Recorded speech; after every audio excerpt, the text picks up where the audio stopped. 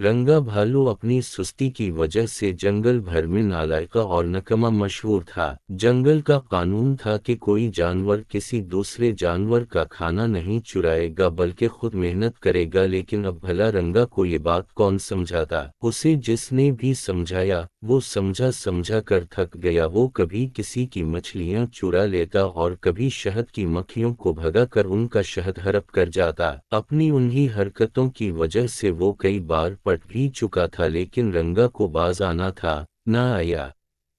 सर्दियों की एक रात भूख से रंगा का बुरा हाल था कि अचानक उसे दरख्त पर भन भन की आवाजें सुनाई दी। उसने जब ऊपर नजर उठाई तो उसे शहद का छत्ता नजर आया। अब तो रंगा के मुंह में पानी भर आया। उसने छलांग लगाई और दरख्त पर चढ़ गया। शहद की मक्खियों ने जब रंगा को देखा तो वो डर गईं। शहद की मक्खियों की एक रानी होती है। तमाम मक्खियां अपनी रानी की बात मानती हैं।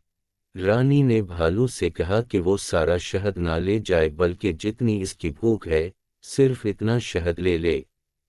वो चाहता तो वो शहद का सारा छत्ता ले जाता, लेकिन उस वक्त वो मक्खियों से लड़ने के मूड में नहीं था। उसे मालूम था कि शहद की मक्खियों का डिंग बहुत खतरनाक होता है। रंगा ने चालाकी से कहा, एक शर्त पर ऐसा करूंगा, मुझे जब भी भूख लगेगी शहद दिया जाएगा। रानी ने उस वक्त छत्ता बचाने के लिए हामी भर ली, लेकिन बाद में रानी को अंदाजा हुआ कि रंगा उनकी मेहनत मुफ्त में हड़प करना चाहता है। कुछ दिन तक यूं ही होता रहा। रंगा ने एक बड़ा मुर्तबान चरा लिया था। शहद की मक्खियां रोजाना शहद मुर्तबान में डालती रहीं और रंगा मजे से मुफ्त का शहद खाने लगा। मुफ्त का खाने में उसे मजा आने लगा।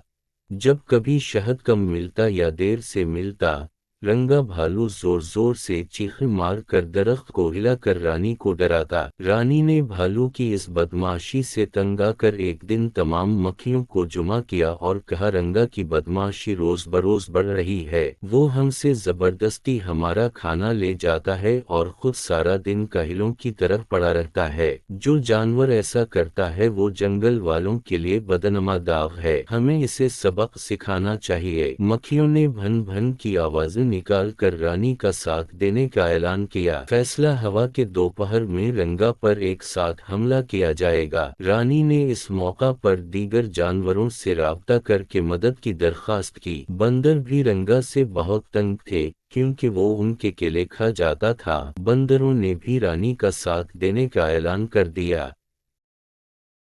दोपहर के वक्त रंगा शहद मिलने का इंतजार कर रहा था, लेकिन अब तक एक मुट्ठी भी शहद लेकर नहीं आई थी। इसे गुस्सा आने लगा। रंगा गुस्से से चीखा जैसे आज वो दरख्त ही गिरा देगा। अचानक उसे एक मुट्ठी आती दिखाई दी। रंगा उसे बुरा भला कहने लगा, मैं तुम सबको रानी समेत मार डालूंगा। रंगा, अब बहुत हो चुका, तुम्हें इस बदमाशी से बाज आना होगा। रानी की आवाज आई, तुम्हारी ये जुर्रत, मुझे समझाओ, मैं तुम्हें अभी बताता हूँ। कहाँ हो तुम, सामने आओ। डरपोक रानी। अभी उसने कहा ही था कि उसे बहुत सारी शहद की मक्खियों का शोर सुनाई दिया। उफ, ये क्या करने लगे हैं।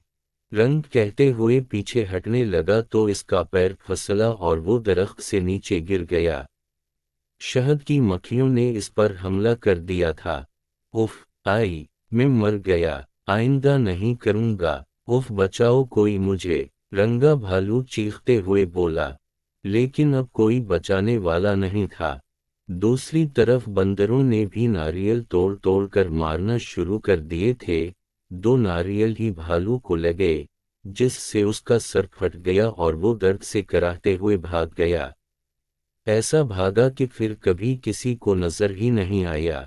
पता नहीं वो कहाँ गया। कोई कहता है कि इसके सर से खून बहने की वजह से वो मर गया, कोई कहता कि वो पहाड़ों में रहने लगा है, लेकिन हकीकत क्या है आज तक किसी को मालूम नहीं हो सका। लेकिन मक्खियों की उससे जान छूट गई।